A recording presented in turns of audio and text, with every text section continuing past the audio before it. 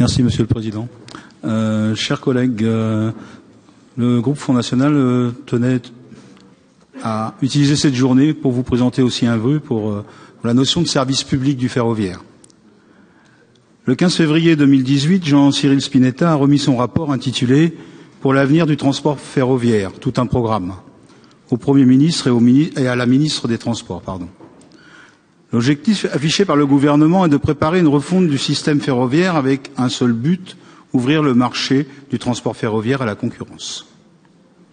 Le président Macron et son gouvernement imposent là leur vision ultralibérale de l'Union européenne aux Français, en suivant à la virgule près une feuille de route de Bruxelles qui dicte une fois de plus nos politiques publiques, au grand détriment des intérêts des usagers et du contribuable français.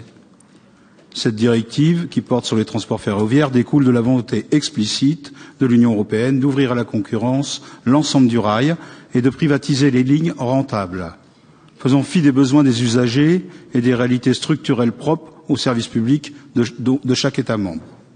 C'est donc la mort du service public ferroviaire à la française qui est programmée. Pour la région, si les mesures préconisées dans ce rapport étaient appliquées, et on peut le craindre, malgré les déclarations de bonnes intentions, en Centre-Val de Loire, au moins 6 lignes désignées comme non rentables devraient être fermées à terme par la SNCF. Ces lignes, vous les avez dans le vœu. Si l'abandon des conclusions du rapport Spinetta sur le déclassement des petites lignes pourrait être une décision de bon sens, il est fort à parier qu'à l'avenir, le transfert de charges s'effectuera au détriment des régions, sans les contreparties financières de l'État nécessaires à l'entretien de ces tronçons. Chacun sait aujourd'hui que c'est complètement hors de portée pour les finances régionales. Les grands perdants de la réforme seront donc nos concitoyens vivant dans la ruralité, qui seront une fois de plus pénalisés au profit de ceux vivant dans les métropoles ou les zones périurbaines. Alors oui, on l'a entendu tout au long de l'après-midi, la SNCF est mal gérée, mais ce n'est pas aux usagers d'en payer les conséquences. On l'a aussi entendu, les gouvernements successifs de droite comme de gauche ont privé la SNCF des moyens d'accomplir ses missions de service public aux Français, en cause notamment des choix industriels et économiques comme le tout-TGV.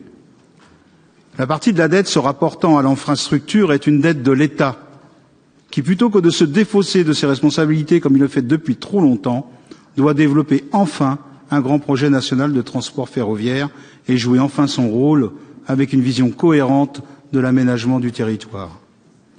C'est donc d'une véritable politique de transport du quotidien qui assure la mobilité et le développement de tous les territoires, sans opposer efficacité et services publics, sans opposer métropole et ruralité dont les Français ont besoin.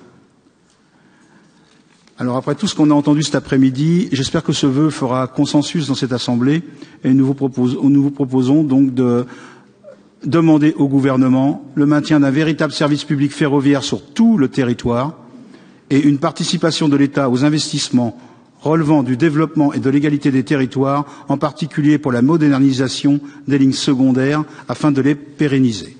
Je vous remercie.